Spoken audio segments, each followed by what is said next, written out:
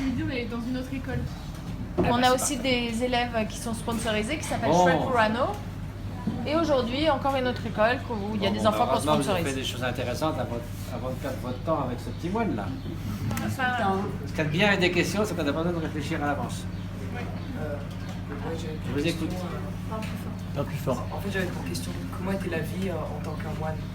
Comment la vie en tant que moine? Très simple. Ben, c'est vrai, ça simplifie beaucoup de choses. Quand vous vous levez et vous laissez derrière vous la trace de vos pas, ça va être le maximum. Donc en gros, plaisanterie mise à part, donc moi j'ai fait des études scientifiques, j'ai fait un doctorat en génétique cellulaire, puis à 26 ans, j'ai décidé qu'au lieu d'aller dans un labo aux États-Unis ou tout ça, je préférais venir vivre auprès des maîtres spirituels que j'avais rencontrés déjà quand j'avais 20 ans. J'ai fait pas mal d'allers-retours, donc c'était bien clair en mon esprit. C'était pas un coup de tête, c'était pas sauter dans l'inconnu, c'était pas. Ça peut paraître une brisure, mais en fait c'était comme on passe un col en haut d'une montagne, et une vallée qui est derrière, une autre vallée devant, mais c'est pas. On n'abandonne pas la vallée derrière, on passe à une autre vallée, quoi. Donc c'est pas du tout claquer des portes, briser les liens, c'est simplement un autre chapitre de votre existence. Donc je suis allé vivre là-bas et j'étais laïque, enfin laïque, je pratiquais dans un ermitage, je recevais des enseignements d'un maître spirituel à Darjeeling. Moi j'ai vécu 7 ans à Darjeeling sans bouger. Qui est en Inde. Oui, c'est en Inde, c'est au nord du Bengale, près du Sikkim, mais pas trop loin du Tibet, mais à l'époque on ne pouvait pas aller au Tibet. Et puis quand j'ai eu 30 ans, soit l'idée d'avoir une famille, soit de prendre des vœux monastiques, ça me paraissait à peu près équivalent. Je n'étais pas non plus à sauter dans l'inconnu, c'était deux chemins qui me semblaient aussi possibles et je dirais naturels l'un que l'autre. Et du coup, j'ai demandé un conseil à un spirituel, mais je pense que ça peut correspondre aussi à ce que je fais. Elle a dit c'est une très bonne, grande fortune de prendre des vœux. Ça veut dire que on consacre tout son esprit, ses activités à la pratique spirituelle, à des activités maintenant caritatives. Alors c'est pas du tout bien sûr que ça veut dire de nouveau qu'on rejette la vie de famille, simplement c'est un autre mode de vie. Parce que c'est vrai que j'ai fait 5 ans de retraite en solitaire par petit bout. Si j'avais eu femme et enfant, j'ai dit, écoutez, je pars pour 3 ans en retraite dans la montagne, là, débrouillez-vous, c'est moyennement sympa, quoi. Donc, si vous voulez, c'est une façon de pouvoir, ça me reposera beaucoup, j'arrête d'écrire des bouquins qui fera moins mal aux poules, et je vais dire, c'est en train ce que je suis en train de faire d'ailleurs maintenant, parce que j'ai décidé, le mois de février, j'en avais suffisamment fait pendant 20 ans, et je voulais vraiment renouer avec la vie contemplative, et m'occuper des projets humanitaires sans avoir à faire le clown à droite à gauche dans le monde. Donc maintenant, j'ai mis un message d'absence, plus de conférences, plus d'interviews, plus de préfaces, ou de 30 préfaces au bout de 18 mois. Alors je dis, mais c'est complètement ridicule. Donc j'ai un peu mis de côté tout ça pour pouvoir me reconsacrer à la raison pour laquelle je suis venu il y a 50 ans. Ça fait 50 ans cette année. Et c'est d'être auprès des maîtres spirituels, de me consacrer à la méditation, dans un petit ermitage que j'ai à la montagne, changer pour que ce soit un homme qui s'occupe de vous. Sinon, vous posez le passeport sur le truc, elle le prend, après vous l'épousez, elle met les trucs, elle le repose et vous le reprenez. Elle ne va pas vous le donner dans la main. Donc les libertés sont un peu plus cool. Donc, disons, l'esprit monastique implique ce sont les moines, les célibats. Alors maintenant, il y a des maîtres spirituels qui ne sont pas des moines. Mes 2 maîtres principaux, alors Dalai Lama, c'est un moine, mais j'ai eu 2 autres maîtres qui avaient une famille. Donc c'était des grands maîtres spirituels, mais ils n'avaient pas pris des vœux monastiques. Donc ils n'avaient pas l'habit? Alors c'est différent. Vous voyez, mon habit, il a des pièces rapiécées. Normalement, c'est censé être fait avec des bouts de tissu jeté, recousu. Enfin bon, on fait tout ça. Mais c'est quand même fait avec des pièces. Quelqu'un qui serait un lama marié, par exemple, généralement, on se connaît très vite à la vie. Soit ils vont avoir une robe blanche, ils ont les cheveux longs généralement, et ils n'ont pas, en tout cas, s'ils sont en robe rouge, ils auront passé. Pour un Tibétain, ils le reconnaissent tout de suite. C'est des signes extérieurs.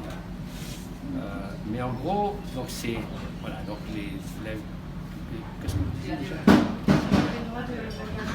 C'est ça, regarder dans les yeux, oui, c'est pas de problème. Simplement, un moine, normalement, n'est pas santé, je sais pas, sauf si c'est un petit enfant, mais enfin, pas passer sa main dans les cheveux, tendrement sur une femme, etc. Mais par contre, pour les enfants, etc., on peut dire bonjour, prendre la main, des fois donner un peu l'accolade. En Occident, les gens aussi, ça se fait, mais bon, théoriquement, ça se fait. Et en Thaïlande, ils sont incroyablement stricts, donc quand j'y vais, je fais attention. C'est que tu vécu, là. Oui, mais simplement, ils sont très, c'est bien, ils sont très méticuleux dans la discipline. Charles, parle fort. Je suis allé un peu de sourd. Si on veut commencer à suivre les philosophies bouddhistes, vous diriez qu'il faut commencer par quoi? Commencer à suivre les enseignements. Oui, si on veut rentrer dans le bouddhisme. Je pense qu'il y a deux possibilités. L'une, c'est de lire des ouvrages, mais ça, c'est toujours une certaine distance, parce que ce n'est pas une tradition vivante. Moi, tout le monde a un mélange de qualité, de défaut, d'ombre et de lumière, mais soit vous le voyez comme 100% haïssable, soit 100% désirable, du moins par un certain temps. Ça peut changer. Donc, si vous voulez, c'est manifestement une surimposition sur la réalité. Une fabriquée. Ce n'est pas la réalité. Personne n'est parfait. Les gens ont des qualités, ils ont des défauts. Ils ne sont jamais 100% désirables ou 100% haïssables. Donc ça, forcément, ça va se traduire par de la frustration et de la souffrance, parce que si on est à porte-à-faux de la réalité, ça ne marche pas en fait. Donc ce type de désir qui a un peu d'obsession, de vouloir vraiment très égocentré, mène à la souffrance. Donc ce point de vue-là, il est indésirable, personne ne souffre. Et ce n'est pas le désir en général qui ne évidemment pas. Si on ne fait rien, on n'aura aucune aspiration, c'est comme une loque, on a un légume. Et c'est pas du tout pareil de vouloir, je ne sais pas, donner de l'éducation à 10 000 enfants ou d'être obsédé par la richesse ou la célébrité ou autre chose. C'est pas du tout le même type de désir. Donc le désir en soi, on veut dire qu'il est neutre. Il peut aller vers la souffrance comme des accomplissements méritoires. Et c'est justement, est-ce qu'on le fait avec bienveillance, avec une certaine liberté intérieure, ou est-ce qu'on est complètement pris dans les règles du désir? C'est ça qui ferait la différence entre nous. Donc il n'y a rien de mal à vouloir prospérer dans l'existence, etc. Mais il faut aussi essayer de voir si est-ce que ça vaut le coup de passer 20 ans de sa vie simplement de devenir riche. Moi, en Hong Kong même, je crois que j'écrivais le livre sur le bonheur, j'ai rencontré quelqu'un, je m'intéressais un peu à la façon dont les gens fonctionnaient, qui m'a dit, moi, quand je suis arrivé à Hong Kong il y a 20 ans, je voulais devenir millionnaire. C'était il y a 20 ans, donc maintenant j'ai 5 millions de dollars et j'ai perdu 20 ans de ma vie. C'est un peu un raccourci, mais c'est vrai que si on dédie toutes vos énergies à quelque chose qui vous semble éminemment désirable, quand vous l'avez, vous dites, ben voilà, et alors, je suis pas plus heureux qu'autre chose. J'ai passé tout ce temps-là, toute cette énergie pour arriver à être soi-disant, je sais pas, célèbre, avoir du pouvoir, être extrêmement riche. Vous entendez quelqu'un qui est riche, beau, célèbre, etc., vous apprenez qu'il est complètement déprimé, vous dites mais qu'est-ce qui ne va pas? Que ce type-là, moi si j'avais tout ça, je serais heureux. Sauf que c'est pas comme ça que ça marche. Le bonheur, c'est une qualité d'être, une qualité de vie, une qualité de relation humaine. C'est comment on savoure chaque instant qui passe. C'est pas la teneur dans votre compte en banque. Alors si vous êtes dans la pauvreté abjecte, évidemment des ressources financières vous rendront significativement plus heureux. Mais à partir d'un certain moment, ça n'a plus d'impact sur la satisfaction de vie véritable. Donc l'idée, c'est bien sûr d'avoir des aspirations, mais aux fleurs s'épanouissent, c'est la graine qui donne, etc. Il n'y a pas d'intention. Le karma, c'est les lois de cause à effet. C'est des résultats de pensée, de parole et d'actes mus par une intention, soit une intention bienveillante, soit une intention malveillante. Et on dit que tout comme une graine va inévitablement, si les conditions sont favorables, donner naissance à une fleur ou à un fruit, toute action liée à motivée par la haine donnera un jour ou l'autre, pas forcément tout de suite, des résultats de souffrance, en plus de la souffrance qu'on a infligée au autrui. Tout acte lié à la confusion mentale, tout acte lié à la jalousie, tout acte lié à la bienveillance, à l'altruisme, aura de la même façon des conséquences positives, maintenant, plus tard ou beaucoup plus tard. Donc ce n'est finalement que l'ensemble des lois de cause à effet liées au fonctionnement du mental et des intentions derrière les actions. Alors la différence avec simplement, voilà, je vole une banque et je me retrouve en prison pour la rétribution immédiate de vos actes, c'est que dans le bouddhisme, du fait que l'idée que la conscience va se perpétuer, il peut y avoir des graines qui mûrissent dans une existence à venir, et pas immédiatement. Donc évidemment, c'est difficile de faire tout de suite le lien. Ah, c'est parce que dans 3 vies précédentes, je sais pas, j'ai tué quelqu'un ou j'ai fait une bêtise terrible, qu'aujourd'hui j'ai telle ou telle difficulté dans mon existence. Donc ça, évidemment, on est aveugle à ce genre de lien. On ne voit pas la séquence des liens de cause à effet, mais le karma, c'est ça. C'est pas un destin qui est imposé par une force extérieure, c'est pas le hasard, c'est finalement le résultat à court, long, moyen et long terme de nos propres paroles, pensées et actions. Il y a toujours eu, c'est d'ailleurs assez intéressant, du point de vue de sorte de conception du monde, on va dire les êtres, mais pas forcément sous la forme d'un Dalai Lama. Je peux le considérer comme quelqu'un complètement inconnu. Il dit l'institution du Dalai Lama, d'abord, existe depuis le XIVe siècle. On dit que ça existe depuis 2500 ans. Et il dit que ça n'a pas d'importance. Que cette institution soit utile ou pas, c'est aux Tibétains de décider démocratiquement. Est-ce qu'ils veulent ou non qu'il y ait un prochain Dalai Lama? C'est eux qui doivent décider. Il dit que ça n'a pas d'importance. Est-ce que c'est utile ou c'est pas utile?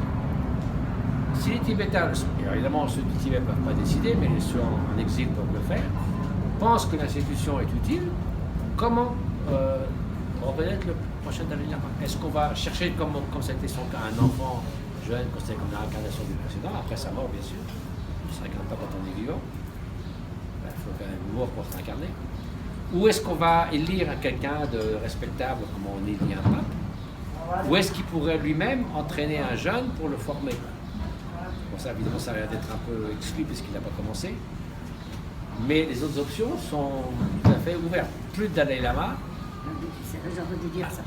Non, mais qui pourrait être le dernier. Alors, les gens disent, ah, il a dit que c'était le dernier. Il n'a jamais dit que c'était le dernier. Il a dit que ça devait être décidé par les Tibétains. Si c'est mieux, c'est comme ça. S'il y en a, ça peut être de plusieurs manières différentes. Traditionnellement, ça a toujours été de trouver un jeune enfant sur certains signes, sur certaines visions de certains autres maîtres, qui correspond. Il y a des raisons de penser que c'est l'incarnation du précédent.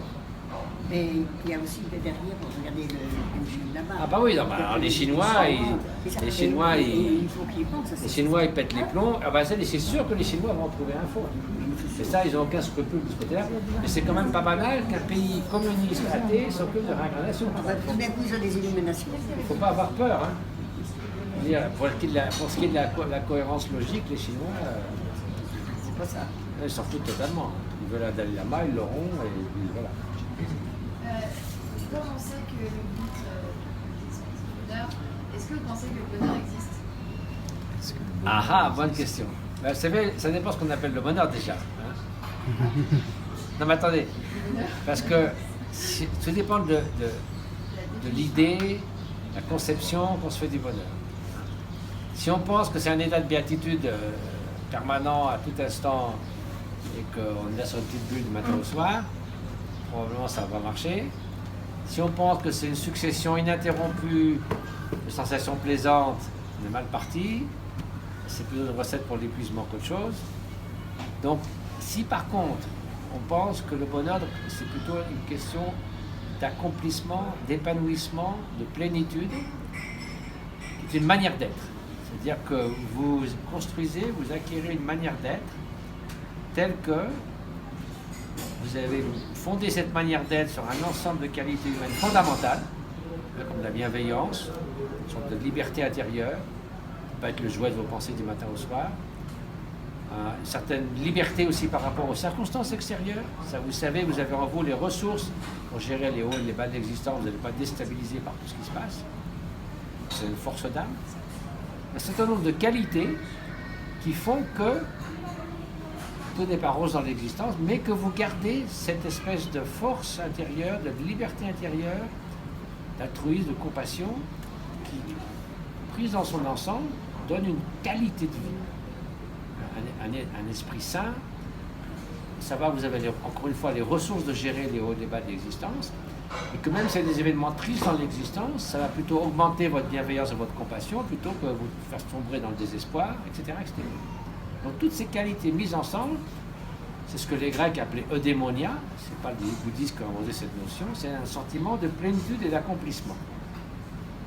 La vie vaut la peine d'être vécue, que si je regarde ma vie dans son ensemble, à chaque instant et dans son ensemble, c'est une vie qui vaut la peine d'être vécue.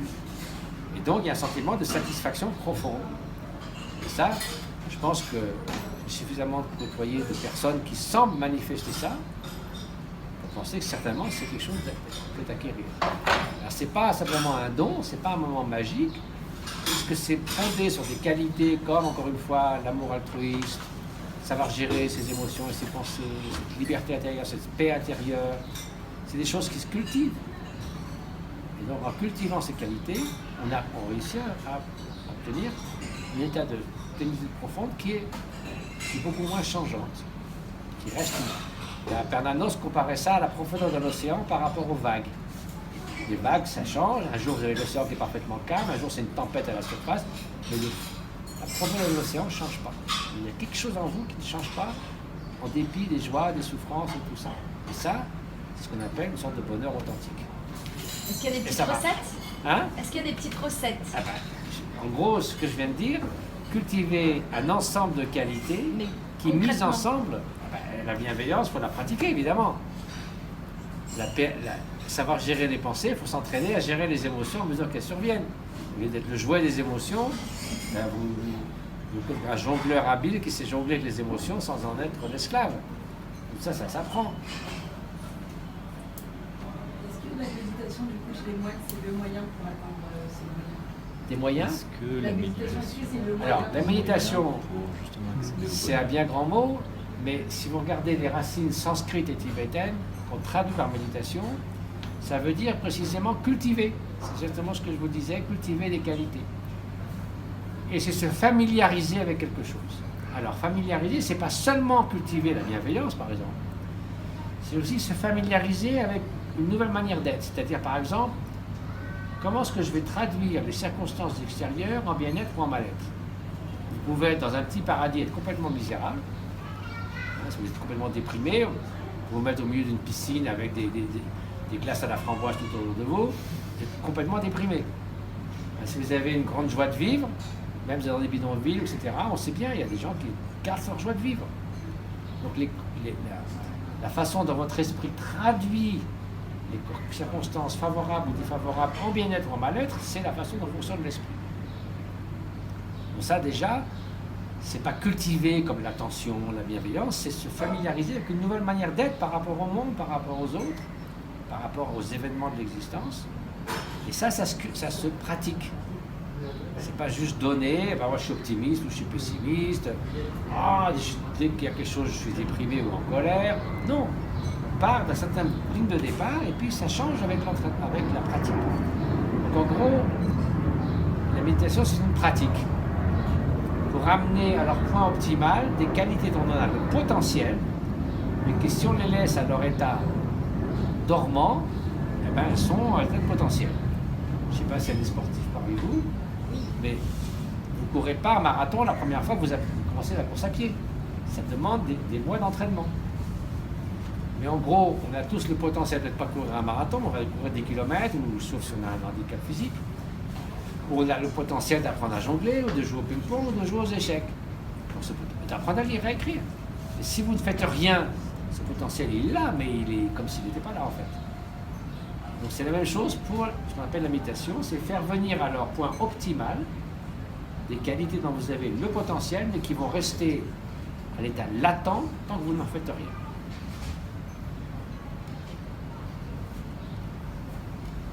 Si bien dit.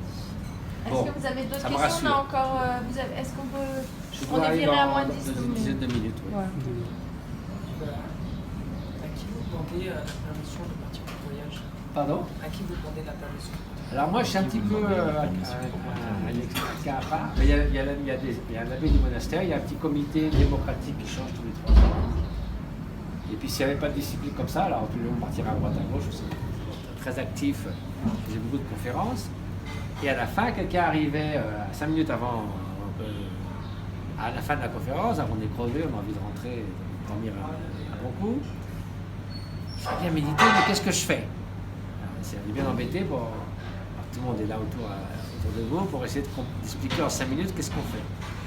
Donc, en désespoir de cause, j'ai dit, un jour, j'étais en retraite pendant plusieurs mois dans mon ermitage, j'ai dit, bon, qu'est-ce que je dirais à quelqu'un comme vous qui pose cette question? J'ai fait un petit bouquin qui s'appelle L'art de la méditation, qui est vraiment quelque chose de très simple. C'est pourquoi méditer? Pourquoi est-ce qu'on s'embêterait à méditer? Je veux dire, après tout, la vie nous apprend plein de choses. Donc, pourquoi? Spécialement entraîner son esprit. Sur quoi méditer et comment méditer? Vous voyez, c'est les 3 questions que j'essaie de répondre. En gros, pourquoi méditer? Parce qu'on a un mélange d'ombre et de lumière et on peut faire mieux. Être la plus optimale. Il ne s'agit pas d'être exceptionnel ou un champion olympique de la méditation, mais l'état plus optimal, une manière d'être plus optimale. Est-ce que c'est possible? Oui, parce que maintenant tout le monde sait bien maintenant que ça marche. Sur quoi? En fait, c'est sur la façon dont fonctionne notre esprit. Ce n'est pas de l'exercice physique. Et comment? Alors là, il y a tous les exercices. Ça commence par l'attention. Parce que si vous êtes distrait, vous ne méditez sur rien. Si vous méditerez sur l'amour altruiste, mais que tout votre esprit est à droite à gauche, vous êtes là à rêver toute la journée, pendant les demi-heures de votre méditation. Donc il faut déjà que l'esprit soit un minimum attentif et flexible. Il faut être bien réveillé. Il faut être lucide et pas rêver en plein jour. Sinon, vous n'allez pas méditer tout, vous n'allez rien faire. Vous êtes là tranquillou, avec un peu de tirage. Ça ne vous fait pas avancer grand-chose. Et ensuite, si vous voulez développer de qualité, qu'est-ce qu'il faut faire? Imaginez que vous voulez développer l'amour altruiste. La plupart d'entre nous ont connu des moments d'amour inconditionnel pour un ami, une amie, un animal, un parent, quelqu'un de cher. On veut que du bien à cet enfant ou à cette personne. Donc ça dure 15 secondes, après on pense à autre chose. Ça peut durer 3 minutes, mais enfin en gros, ça va, ça vient. Il se passe quelque chose, on se lève, quelqu'un rentre. On a plein d'amour vis-à-vis d'un enfant qui est là, puis il se passe quelque chose. On ne reste pas là pendant une demi-heure à être débordé d'amour à cet enfant. L'enfant lui-même, il va faire autre chose d'ailleurs. Mais là, la méditation, c'est de susciter en nous, par exemple, pour ce qui est de l'amour bienveillant, de remplir notre esprit d'amour bienveillant vis-à-vis d'un enfant ou de la personne qui vous vient à l'esprit, sans difficulté. Vous sentez, vous n'avez qu'une envie, c'est que cette personne soit heureuse, que s'épanouisse dans l'existence, etc., etc. Et au lieu que ça dure 15 secondes, vous allez bien remplir ça dans votre esprit, vous allez le cultiver pendant 5 minutes, 10 minutes. C'est-à-dire cultiver, ça veut dire quoi? Garder la qualité de cette intensité d'amour. Si ça décline, vous la ravivez.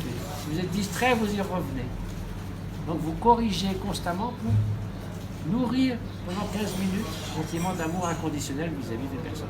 Et puis à la fin, il n'y a même plus besoin de la personne, parce que c'est une sorte de qualité d'être, et vous pouvez, c'est comme le soleil qui brille, tous ceux qui rentrent dans le champ du soleil reçoivent de la lumière. Donc du coup, démarrer sur une personne envers qui c'est facile, on peut ensuite étendre ça à d'autres êtres, des inconnus, parfois même des gens qui font du tort, parce qu'en fait, ils se font du mal à eux-mêmes, ils font du mal à tout le monde. Donc si on veut remédier aux causes de la souffrance, on peut souhaiter ça aussi pour eux. Vous voyez, c'est un truc progressif, mais surtout l'exercice. Vous allez passer 20 minutes à remplir votre esprit d'amour altruiste.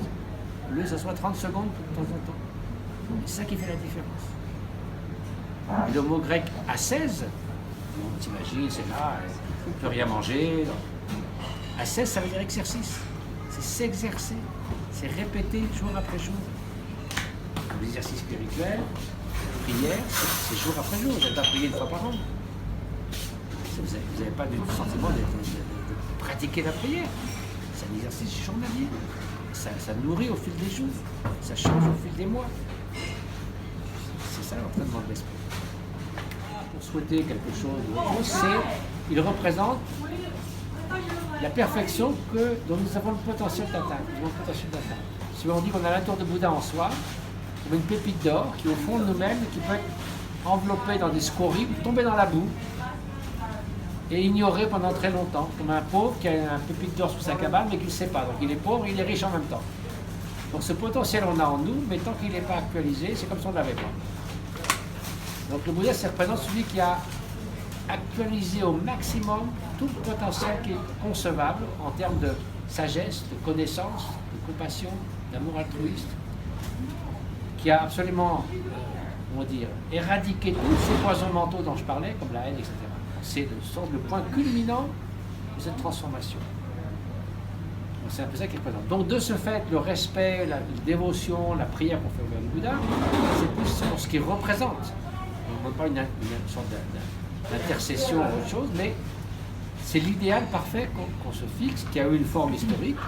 Et parfois, donc, on visualise aussi le Bouddha devant soi, on récite certains mantras, mais l'idée, c'est de peu à peu mêler notre esprit confus, imparfait, à la perfection du Bouddha pour actualiser ce potentiel que nous avons aussi en nous. C'est une source d'inspiration. L'inspiration, mais au point le plus haut, je dirais. C'est une inspiration qui est pas seulement, c'est vrai, Gandhi était super, etc. C'est vraiment, c'est quelqu'un, il a dit d'ailleurs, je vous ai montré le chemin, c'est à vous de le parcourir. Donc tous les éléments du chemin sont dans les enseignements, etc. Donc si vous voulez, c'est un point de référence permanent. C'était un esprit, ça a vraiment été une personne. Alors le Bouddha était un être historique, et selon les différents véhicules du bouddhisme, on le limite à cet être historique, où on dit au contraire que même maintenant, si vous voulez, sa sorte de présence est toujours là, etc., etc. Donc ça dépend des écoles du bouddhisme. Et est-ce que pour vous c'est important d'avoir un modèle comme Bouddha pour que l'homme s'accomplisse pleinement? Et la dernière si vous voulez, soit le Bouddha historique il y a 2500 ans, soit un maître spirituel comme celui que j'ai rencontré, Dalai Lama pour donner un exemple actuel qui fait Écoutez, allez, si vous voulez, c'est sûr que quand vous avez quelqu'un qui vous montre ce qui est au bout du chemin, c'est quand même plus inspirant que des idées théoriques. Parce que vous voyez, moi j'ai vécu 7 ans auprès d'un maître et 15 ans auprès d'un autre.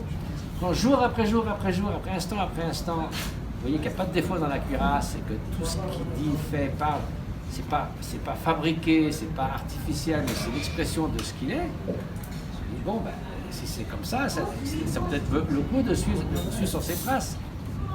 Quand vous voyez qu'il n'est pas intéressé à rassembler des disciples pour avoir une cour autour de lui, ça lui fait rien de plus d'en avoir plus ou moins, mais qu'il est là uniquement pour partager, et que ce qu'il partage, ça vous transforme votre existence, ben vous dites, ça vaut plutôt le coup. Donc, si vous voulez, c'est vrai qu'un exemple vivant d'un guide spirituel, c'est éminemment inspirant. Et le Bouddha, c'est un guide spirituel qui n'est pas physiquement en présence, mais qui, par ses enseignements, par sa vie, etc., maintient cette inspiration. Donc c'est quelque chose de très vivant. Comme l'exemple des grands saints ou l'exemple de Jésus-Christ, ça vous inspire forcément. La vie des saints et la vie de Jésus-Christ est une source d'inspiration constante. Voilà, simplement, moi j'ai rencontré des gens que j'estime être l'équivalent de Saint François d'Assise, mais j'ai eu la chance de vivre auprès d'eux pendant des années.